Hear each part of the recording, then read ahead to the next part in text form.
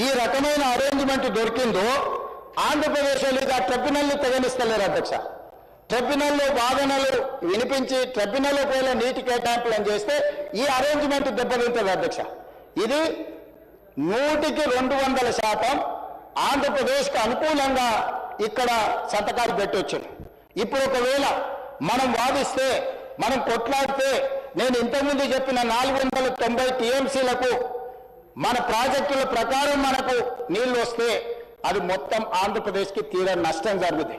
అప్పటి నుంచి ఇక వాళ్ళు ఈ బ్రిజేష్ కుమార్ ట్రిబ్యునల్లో కేసు వాదించడం మానేసి కేసును వాయిదాలు వేసుకొని సంవత్సరాల కొద్ది కొనసాగిస్తున్నారు అధ్యక్ష. నేను ఈ రోజు అడుగుతున్నా అధ్యక్ష, ఈ అరేంజ్మెంట్ ఏదైతే last 2020లో the working arrangement between both the states is still continuing and until and unless water sharing is finalized by tribunal under section 3 ప్రకారం తెగేంత వరకు ఇది మేము శాశ్వతంగా రాసిస్తున్నాం అన్న తర్వాత ఏ రాష్ట్రమైనా బంగారం లాంటి అవకాశాన్ని వదులుకుంటుందా అధ్యక్ష?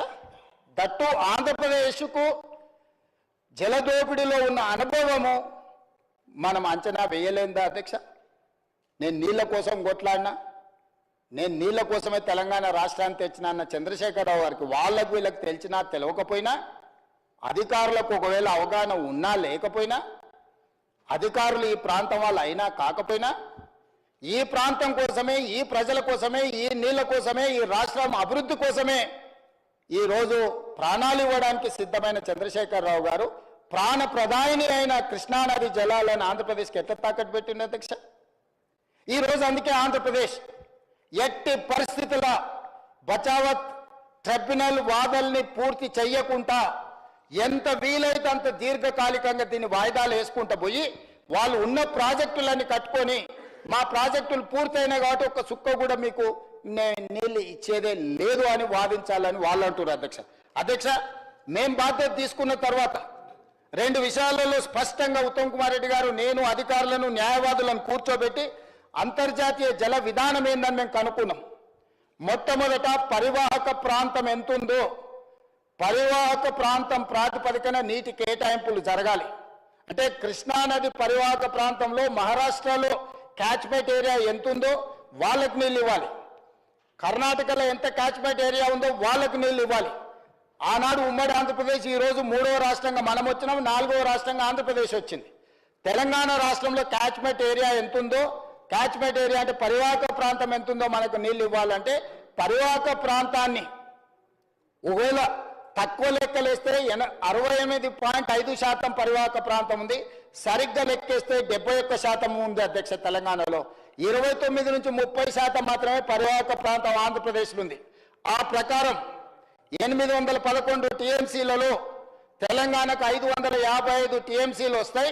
555 టీఎంసీలు తెలంగాణకి ఇవ్వండి బచావత్ ట్రిబ్యునల్ ప్రకారం అని చెప్పినాం.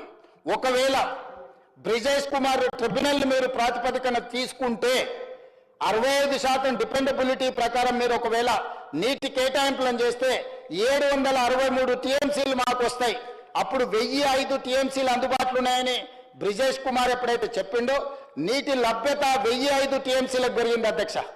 ఎప్పుడైతే 1005 టీఎంసీల నీటి లభ్యత పెరిగిందని బ్రిజేష్ కుమార్ గారు నిర్ధారించిండో 1005 టీఎంసీలలో 763 టీఎంసీలు మాకు రావాలి అని చెప్పి మేము బాధ్యత తీసుకున్నాక ఉత్తమ్ కుమార్ రెడ్డి గారు నిజంగానే ఈ చదువుడు ఈ లెవెల్లో ఆయన చదివితే 4 సార్లు ఐఏఎస్ అయ్యేటోడు అధ్యక్ష. ఇప్పుడైనా మీరు ఏదైనా రికమెండ్ చేసి అంబేద్కర్ యూనివర్సిటీ నుంచి వారికి దీంట్లో డాక్టరేట్ ఇప్పించాల్సిందే అధ్యక్ష.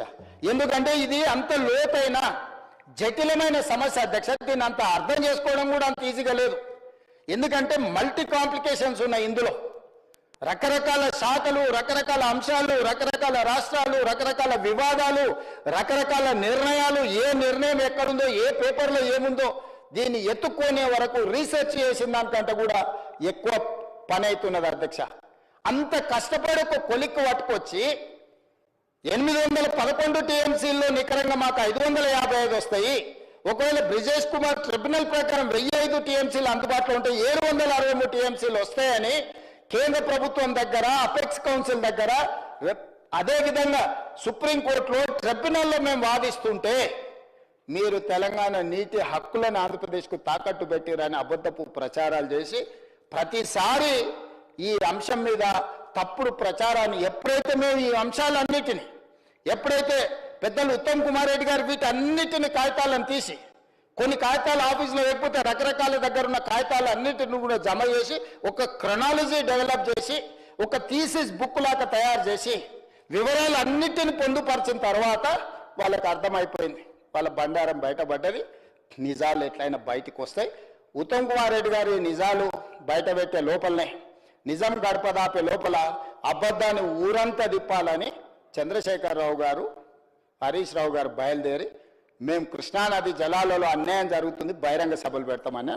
అన్నారు అధ్యక్ష అందుకే బహిరంగంగా ఎందుక ముఖాముఖి మమ్మల్ని నిలదీయి ఒకవేళ మీకు అంత మోజుని మా బట్టలు ఊడదీసినా సరే రాండి చూడండి అని చెప్పి వాళ్ళకి ఆహ్వానించి సభకు పిలిచినాం అధ్యక్ష సభకు రాకుండా పోయి ఈరోజు తెలంగాణకి ఈ రకంగా అన్యాయం చేసి ఈ తెలంగాణకు జరిగిన అన్యాయంలో ఈరోజు కేటాయించిన జీవోల వివరాలు కూడా ఈరోజు నా దగ్గర ఉన్నాయి అధ్యక్ష ఉమ్మడి రాష్ట్రంలో ఉత్తమ్ కుమార్ రెడ్డి గారు చెప్పారు ఉమ్మడి రాష్ట్రంలో ఆంధ్రప్రదేశ్ ఆ రోజు మొత్తం తీసుకెళ్తున్న నీళ్లు 4.47 టీఎంసీలు ఉంటే తెలంగాణ రాష్ట్రం వచ్చిన తర్వాత 2014 నుంచి 2023 లోపల వాళ్ళు 13.17 టీఎంసీలకు పర్ డే నీటి దొంగతనానికి వాళ్ళు అన్ని ఏర్పాట్లు చేసుకున్నారు అధ్యక్ష అవి పోతిరెడ్డిపాడు కావచ్చు తెలుగు గంగ కావచ్చు లేకపోతే జిఎన్ఎస్ఎస్ కావచ్చు ఎస్ఆర్బిసి కావచ్చు ఎస్కేప్ కెనాల్ నిప్లవాగు కావచ్చు రాయలసీమ లిఫ్ట్ ఇరిగేషన్ కావచ్చు హెచ్ఎన్ఎస్ఎస్ కావచ్చు